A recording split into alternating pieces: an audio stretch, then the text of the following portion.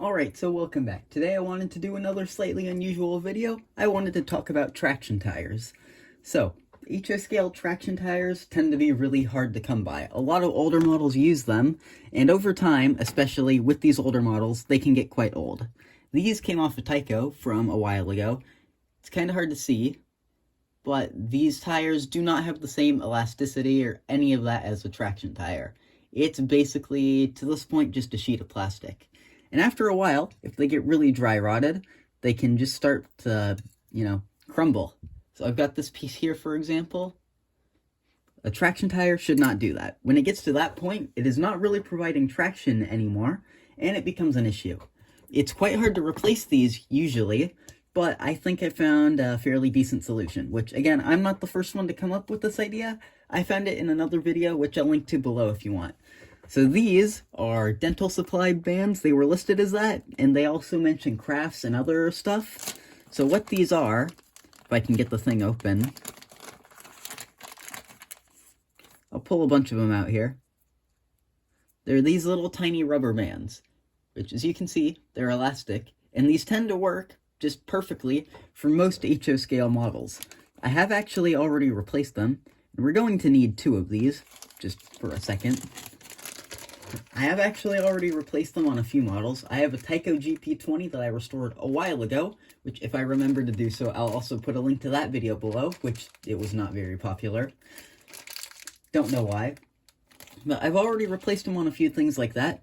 And also my Tyco Turbo Train. I had been having issues with this thing for the longest time, and a lot of these crumbling, dry rotted pieces in there were the traction tires off this thing. I got this a while ago, and I haven't shown it much on the channel because there wasn't much content to make about it.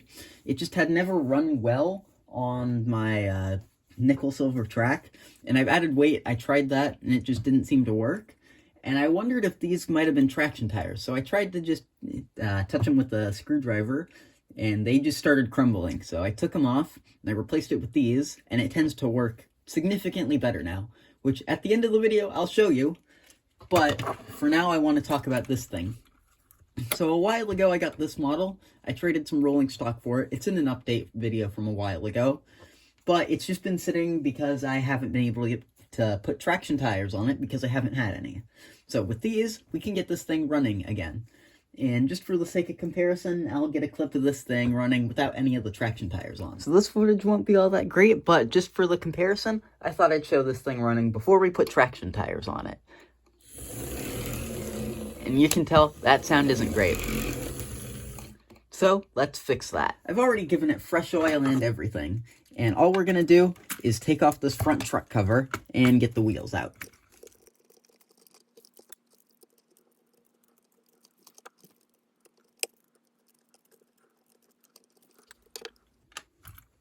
And we're going to take out just the 2 outer wheels, since this is it's only got an idler axle there, and I'll set that aside. And this is fairly simple to do. What you do is I just hold the back of it there, and then you just carefully wrap it around the wheel well where the traction tire is supposed to go. And for the task of seating this properly, because if you see, that's uneven, I've got a tiny little screwdriver, and I'm just going to go in here and see if I can flip the thing back over properly. Sometimes it'll try and come off like this, and this can be a little bit of a fiddly thing to deal with, but it does not tend to be all that terrible. And then you're just going to want to scoot the thing back and make sure it's all seated in here.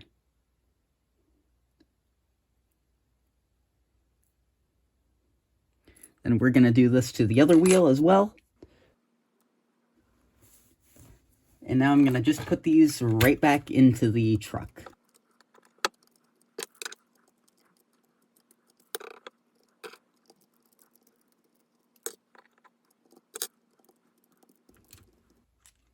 Alright, so now we can go test the thing out. So now that I got traction tires on the thing, I'll give it some power.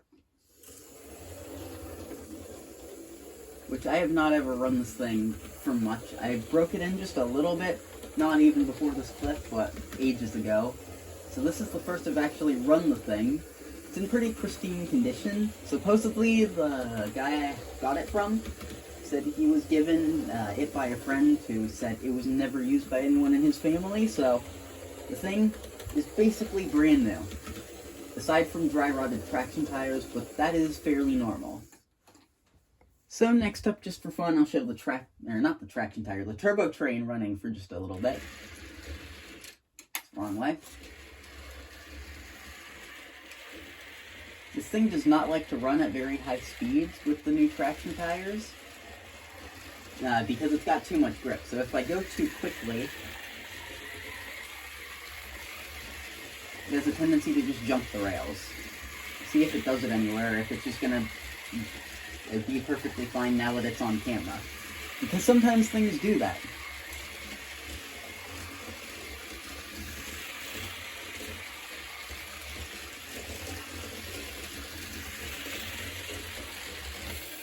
Yeah, there we go. So sometimes it'll do that at higher speeds just because it's got too much grip and it'll jump the tracks. So I'll go fix that and I'll just run it around for a few laps. So yeah, I'm quite happy with these new traction tires. For only $4.50, it's great. It got me 100 of them, and it's been getting a lot of my engines that I've neglected for quite some time working, just simply because new traction tires means they perform a whole lot better, like this turbo train. So, thanks for watching, and let me know if you have any other solutions to traction tires.